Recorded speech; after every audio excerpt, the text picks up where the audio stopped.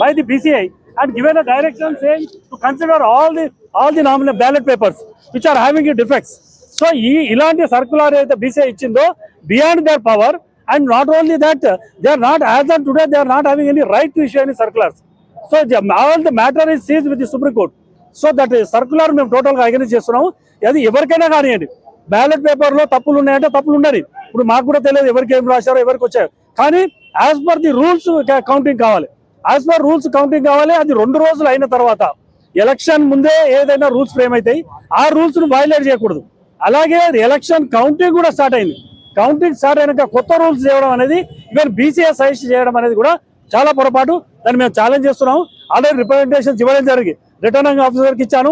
Already high power కమిటీకి కూడా already mails పంపించాం. కాబట్టి దీన్ని కనుక వాళ్ళు ఆపకుంటే మేము మళ్ళీ తర్వాత ఫర్దర్ యాక్షన్ రేపు ఏం చేయాలని నిర్ణయించుకుంటాం. అవసరమైతే కోర్టు కూడా ఆశ్రమిస్తాం, సుప్రీంకోర్టు కానీ ఏమైనా ఆశ్రమించి మేము ఆల్రెడీ రిప్రజెంటేషన్ ఇచ్చాము. మీకు కూడా కావాలంటే ఆ రిప్రజెంటేషన్ కాపీ కూడా ఇస్తాము. ఈవెన్ అదే కాకుండా బార్ కౌన్సిల్ ఆఫ్ తెలంగాణ రూల్స్లో 3(5)F కానీ రూల్స్లో 19 కూడా ఇది vote has to be return as OND1 in capital letters.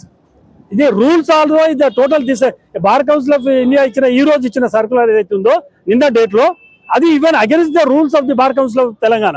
So rule F and rule 19 totally violating ఈ సర్కులర్ ఇచ్చారు. కాబట్టి మేము టోటల్ గా అందరం కండెమ్ చేస్తున్నాము. ప్రాసెస్ యాజ్ ఈజ్ గా గైడ్ లైన్స్ డేటెడ్ 12/1/26 ప్రకారమే ప్రాసెసింగ్ ఆఫ్ ది కౌంటింగ్ జరగాలి.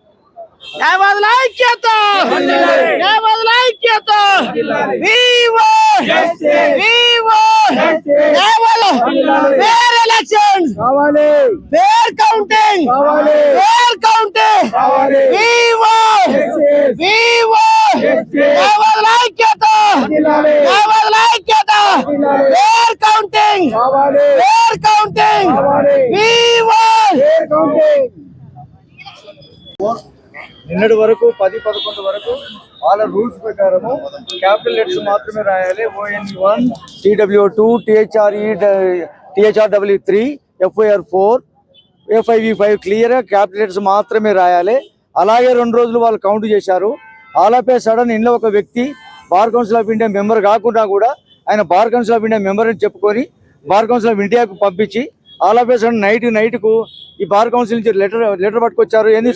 ఈవెన్ స్మాల్ లెటర్ రాసినా కూడా తప్పే అంటే దానికి వాళ్ళు నిర్ణయించుకున్నారు. దాన్ని మేము వ్యతిరేకించాము.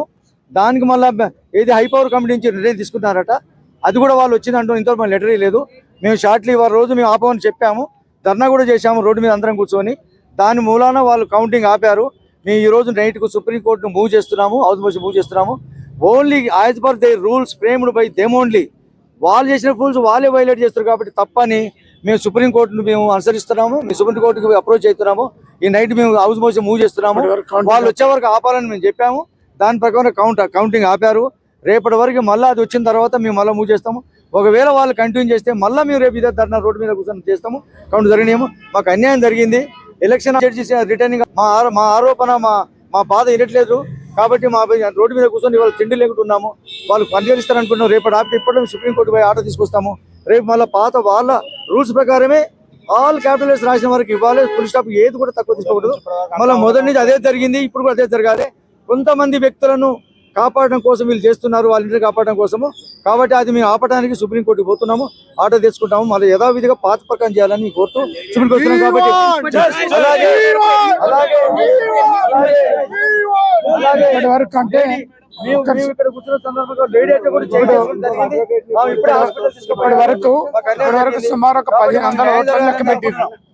ఇప్పటి వరకు 1500 ఓట్లను లెక్క క్యాలిక్యులేట్ చేయడం అనేది జరిగింది. At the time of election notification ఇచ్చేటప్పుడు ఇచ్చినటువంటి రూల్స్ రెగ్యులేషన్స్ ని వాటిని అమలు పరచాలి. ఒకసారి ఎలక్షన్ ఎట్లా కండక్ట్ చేయాలనేది రూల్స్ ఫ్రేమ్ చేసారు. బార్ కౌన్సిల్ ఆఫ్ తెలంగాణ వాళ్ళు డైరెక్షన్ ఇచ్చారు. దాని ప్రకారం ఎలక్షన్ పెట్టారు.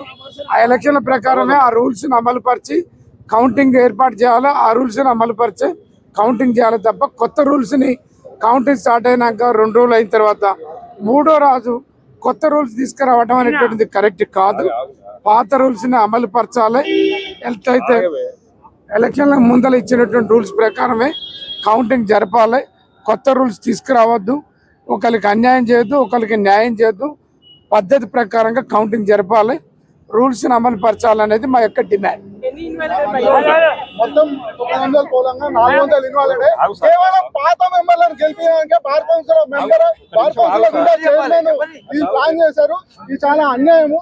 ఈ జుడిషియరీ కాపాడాల్సింది పోయి జుడిషియరీ డెమోక్రసీని నాశనం చేస్తున్నారు. ఇది కేవలం పాత మెంబర్లను గెలిపించడానికే ఈ డెసిషన్ తీసుకురు. మీరు రూల్స్ అండ్ రెగ్యులేషన్స్ ఫాలో కాకుండా ఆల్రెడీ ఫ్రేమ్ చేసిన రూల్స్ అండ్ రెగ్యులేషన్స్ కాకుండా ఎలక్షన్స్ కౌంటింగ్ మధ్యలో మీరు ఎట్లా మారుస్తారు?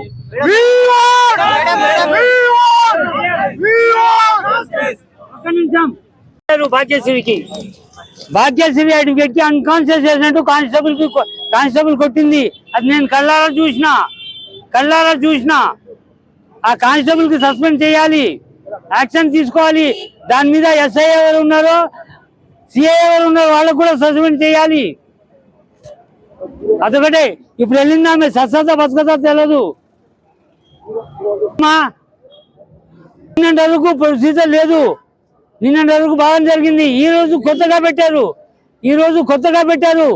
ఏమని 1 2 3 4 5 క్యాపిటల్ ఉండాలని. ఇప్పుడు వచ్చేసరికి ఏం చేశారంటే 1 మామూలుగా రాసిన, రోమన్ రాసిన, ఫస్ట్ ప్రిఫరెన్స్ రాసిన దాన్ని కూడా అలౌ చేస్తా అన్నారు. సెకండ్ నోటిఫికేషన్ ఇచ్చారు.